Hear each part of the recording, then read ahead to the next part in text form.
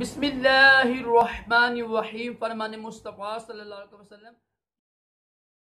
दुरूद पढ़ेगा क़यामत के दिन मेरी शफ़ाअत उसे पहुँच कर रहेगी। सल्लल्लाहु अलैहि हबीब सल्लल्लाहु अलैहि वसल्लम। 3 सांस में पानी पीना सुन्नत मुबारक है राशिद अत्तारी नूरी दवाखाने की तरफ से। और आप देख रहे हैं मुजर्रद नुस्खे। आज मैं एक और नुस्खा लेकर आया हूँ, वो आपके पेश करूँगा। वो है क्या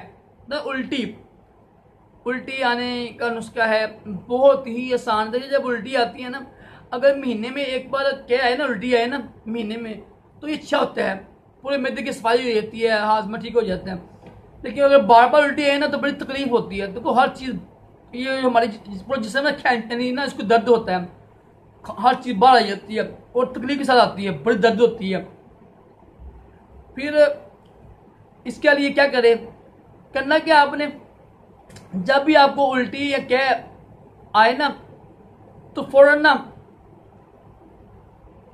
एक आम चीज मिलती है हमारे किचन में होगी, छोटी इलायची को पीस लीजिएगा। आप छोटी इलायची पीस कर रख दें। आप जब भी उल्टी है ना, आपको छोटी इलायची आप खा लें।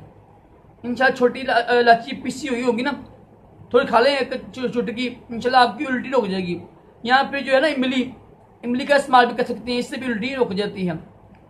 बहुत ही मुजरब है छोटी इलायची का जो सफू होता है ना, और इमली का इस्तेमाल क्या कह रही है, उल्टी के लिए अच्छी चीज़ है।